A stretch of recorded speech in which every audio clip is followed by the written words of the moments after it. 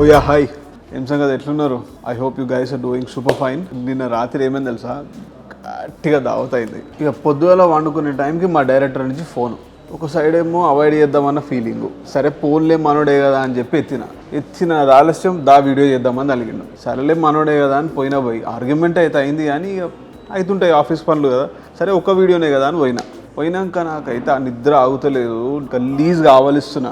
సరే ఏందా అని చెప్పి మా డైరెక్టర్ ముఖం చూస్తే ఆయన ఆవలిస్తుంది. ఏమైందా, నీకు కూడా మంచి దావత్ అయిందా, మంచిగా 4-5 బాటిల్ ఇప్పినావా అని అడిగినా. అవన్నీ కాదు, నిన్ను చూస్తే నాకు నిద్ర వస్తుంది అంటుడు. అప్పుడు మా ఇద్దరికి డౌట్ వచ్చింది, యాక్చువల్లీ ఐడియా వచ్చింది. అసలు ఒకళ్ళ ఆవలింతలు చూసి ఇంకొకళ్ళకి ఆవలింతలు ఎందుకు వస్తున్నాయి అని చెప్పి దాని మీద రీసెర్చ్ చేసి ఇవాళ ఆ రీసెర్చ్కి సంబంధించిన సైన్స్ మీ ముందుకు పట్టుకొచ్చినాం. Welcome to TomTomFacts. నేను గౌతమ్. అయితే ఇందాక చెప్పిన ముచ్చట మీరు అదే ఇంట్రడక్షన్లో నేను చెప్పింది కరెక్ట్గా గమనిస్తే, నేనంటే పార్టీ చేసుకొని నిద్ర లేకుండా ఉన్నా. మా డైరెక్టర్ అట్లా చేసుకోలేదు కదా, మరి అట్లాంటిది నేను ఆవలిస్తుంటే ఆయన ఎందుకు ఆవలిస్తుండు?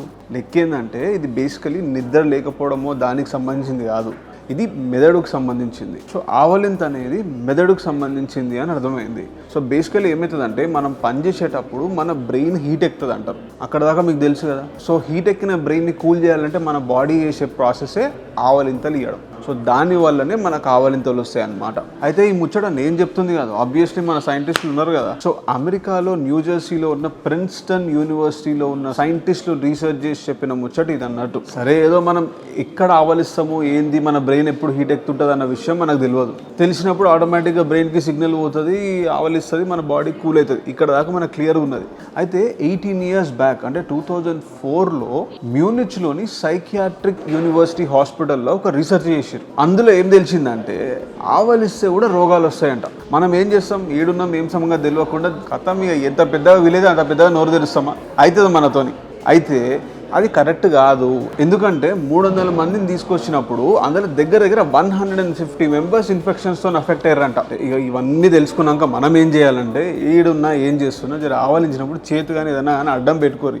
ఉత్తమం మరి ఆవలించేటప్పుడు కూడా అడ్డం పడ్డారు అనుకో, ఎవరికైనా చెప్పడానికి కూడా ఇజ్జత్ చూసుకోరు మరి. అయితే మనకి బేసిక్ లీడ్ ఏంది తెలుసా, ఆవలించినప్పుడు మనం ఆవలిస్తుంటే ఎదుటోళ్ళకి కూడా ఎందుకు ఆవలింతలు వస్తాయి అనేది మన మెయిన్ కాన్సెప్ట్ కదా. ఇప్పటిదాకా అసలు ఆవలింతలు లెక్క తెలుసుకోరు, అసలు ఈ లెక్క ఏందో ఇప్పుడు చెప్తా. అసలు దీని అంతటికి కారణం ఏంది అంటే మిర్రర్ న్యూరాన్ సిస్టమ్. ఒక మనిషిని చూసి ఇంకొక మనిషికి ఆవలింత రావడానికి ట్రిగ్గర్ చేయడానికి మన బాడీలో ఉండే ఒక సిస్టమ్ అన్నమాట. ఎవరన్నా ఆవలించినప్పుడు నువ్వు పొరపాటున చూసినావు అనుకో, ఈ సిస్టమ్ యాక్టివేట్ అయిపోతుంది. అది యాక్టివేట్ అయిందంటే కథం, ఇక నీకు ఆటోమేటిక్గా ఆవలింత వస్తుంది. అది లెక్క. జరసేపు ఈ సైన్స్ రీసెర్చ్ లొల్లంతా పక్కన పెడదాం పై ఒక ప్రాక్టికల్ ముచ్చట చెప్తాం మీ అందరికి. అదేంటంటే, యూజువల్లీ నువ్వు డ్రైవింగ్ చేస్తుంటాం కదా, మనం బయటికి పోతుంటాం, తిరుగుతుంటాం, దోస్తులతో పోతుంటాం. డ్రైవర్ సీట్ పక్కన కూర్చోవాలనే ఎక్సైట్మెంట్ చాలా మందికి ఉంటుంది. నేను ముందు కూర్చుంటా అంటే నేను ముందు కూర్చుంటా, నేను ముందు కూర్చుంటా అంటే నేను ముందు కూర్చుంటా అని గలీజ్గా కొట్లాడుతుంటారు. కొట్లాడిన వాళ్ళు పోయి ముందు కూర్చున్నాక మంచిగా కూర్చుంటారా అంటే లేదు, ఒక గంటకో అర్ధగంటకో ఆవలింతలు స్టార్ట్ చేస్తారు. అయితే ఈ ఆవలింతల దాంట్లో ఇంకొక చిన్న పాయింట్ ఏంటంటే, ఈ న్యూరాన్ సిస్టమ్ ఏదైతే యాక్టివేట్ అవుతుంది అని చెప్పినో, అది టూ మెనీ టైమ్స్ యాక్టివేట్ అయితే నిద్రపోయే ఛాన్సెస్ ఎక్కువ ఉంటాయంట. ఈ రీజన్ వల్ల డ్రైవింగ్ చేసే వాళ్ళ పక్కన ఇట్లాంటి వాళ్ళని కూర్చోబెట్టద్దు, ఆర్ ఆవలించే వాళ్ళు కూర్చోకూడదు అని చెప్తారు. దానివల్ల అబ్వియస్లీ ఏమవుతుంది, యాక్సిడెంట్లు అవుతాయి, లేదా లేనిపోని చండాలాలు అవుతాయి. ఇక అది బాయ్ ముచ్చట. ఏదో పనుకునేటోడిని ఫోన్ చేసి మా డైరెక్టర్ పిలిస్తేనే ఆవలించే దాని గురించి ఇంత విషయం తెలిసింది. మిర్రర్ న్యూరాన్ సిస్టమ్ అన్నారు, మెదడుకు సంబంధించింది అన్నారు, దీనివల్ల రోగాలు వస్తాయన్నారు, గాలి చెప్పారు. కానీ సెన్సిటివ్ ఇన్ఫర్మేషన్, సెన్సిబుల్ ఇన్ఫర్మేషనే చెప్పినాం మనం. ఇక మరీ ఎక్కువసేపు నేను కూడా మాట్లాడితే ఇక నాకు ఇంకెక్కువ నిద్ర వస్తుంది, లైవ్లోనే అనుకుంటాను నేను, నాతో కాదు ఆ ముచ్చట. ఇంకెక్కువసేపు అంటే మా డైరెక్టర్ ఇంకో వీడియో చేసి పోమంటే నాతో ఆ విషయం అసలు కాదు. ఇన్నిసార్లు ఆవలింత నిద్ర అని చెప్పినా కదా, మీ అందరికీ డెఫినెట్గా నిద్ర వస్తుంది. ఇవన్నీ వద్దు, నేను పోతున్నా. సబ్స్క్రైబ్ చేయరు, లైక్ కొట్టరు, మాత్రం మర్చిపోకూరి, కింద కామెంట్లు పెట్టుర్రి. నా ముఖం గలీజ్ గుబ్బిందని నాకు తెలుస్తుంది, నేను పోతున్నా. This is Gautam, this is TomTomFacts. See you guys back.